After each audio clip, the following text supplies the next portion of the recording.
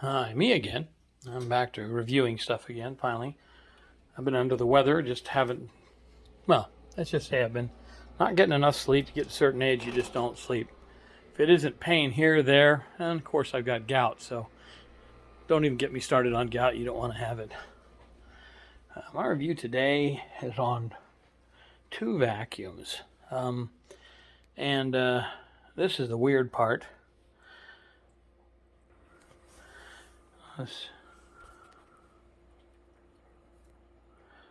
When we're talking about this here, we're talking about the iRobot 805. And I've got plenty of experience with robots and gadgets. And the i3. If you can get a hold of an 805, it's worth buying. They're an awesome robot. And we'll go over a couple things real quick, which involves me getting on the floor. Try doing it when you're got gout. Anyway, we'll show you a couple things about these that make them really neat. Well, it did this vacuum the other day, as you notice. Got pet hair like crazy. Nuked it, I gotta clean it out, obviously. It's pretty easy to clean out. Parts are pretty good. Cats are in the way. Now we come to the i3. Let me show you some things about it. Yeah. The vacuum pan, it looks the same, but it's not. It's not as big inside. If you look, it does catch a lot of the pet hair, and it filters, which I've got to change the filter on this now. Dirty. Okay, but we're going to talk to you about, they made it to where you can fix it. And these, by the way, I call them iRobot dust bunnies. They roll it up when they get full or close to full, and then they put it in a little bitty pile. So if you have either one of these vacuums, have had them, I know you probably love that one because it's a workhorse. And of course it gets dust on it. See the dust? It kicks up its own dust. In fact, the other vacuum is probably the reason this one's dusty. And there's a lot of cat hair around here because we do have cats, and it won't vacuum obviously on that tray because it hits the deal. So what's wrong with it here? Not a big enough dust bin. Constantly stuck. And this is an improvement over supposedly this series of robots. Well, these have the HEPA filter, and they work. I can hit the button on that, and it'll vacuum, and it'll come out great. And in fact, I reviewed that, by the way, saying how much I liked it. I did. And this one here follows a pattern, and downstairs I have the actual upright container, so I'm familiar with all of it. The one downstairs, though, conveniently, right after I bought the container, now broke. Conveniently. I read reviews and found out a lot of people found out that past a year of this vacuum falls apart, and conveniently they have parts to buy for $64 a whack. They don't even have cheap prices for anything they sell. And that's the problem. Over here, this just works and doesn't break, and this one breaks.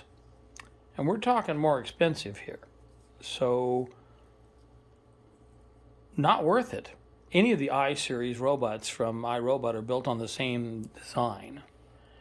And the only difference is that little bin that's on there has an evacuation box. If you buy the $250, always price fixed upright bag stand where it vacuums itself out and makes it last longer, which, by the way, I think is great. If I was only selling you that upright bag thing, and you could use it with any vacuum, especially anything not iRobot, it would be great. It really would, but it's not. And it stops more times, gets stuck on more stuff than this silly 805. If you look at an 805 and turn it over, it's just got your standard stuff, and I've replaced it. You see that even aftermarket stuff in there. And you can see where the, sorry, caught that in there. See where the banding gets caught. It does really good on pet hair. I think it's outstanding. Your i3, on the other hand, right here, and you can't really do anything different. It has they took an easy system, which was over here, and they made it to where it replaced all as a unit so that they could sell you more parts.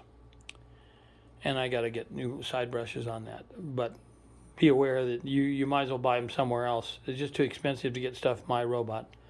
And when you go look at the parts, I think these are like $39, and this is $64. It comes as a unit.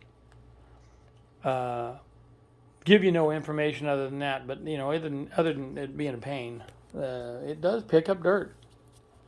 But be aware, it get caught on everything, and the whole idea behind a vacuum is that it doesn't get caught.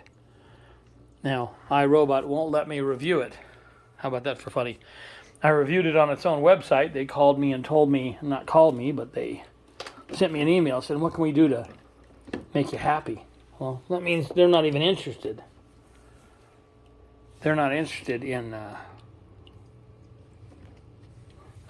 fixing the problem. They just want me to shut up about it, because if I go to Amazon, I'm not allowed to review. Which means they're the people that complained, and since Amazon's trying to buy iRobot, that's why it doesn't work. So, obviously, I can tell you reviews on this one too, and cats won't drink out of it for some reason. They do like the bubble fountain right there. They do like that, and that being one of the cats. They use it like crazy, and you have to buy the filters, and I think it's okay. If you have it near a food dish on that filter, by the way, well, you're going to want to change that filter more often. Cats do some really gross things in the filter. It's just the way cats are. And even on air filters in the house, I've done a good job. But I'm into gadgets. Always have been. Computers are a big deal to me. So I can review cat stands and whatever. But here's what we got here. If you're going to buy a vacuum, I'd take a close look at some of the other brands before I'd buy an iRobot. And that's because they won't even let me review it on Amazon. And that's the first review.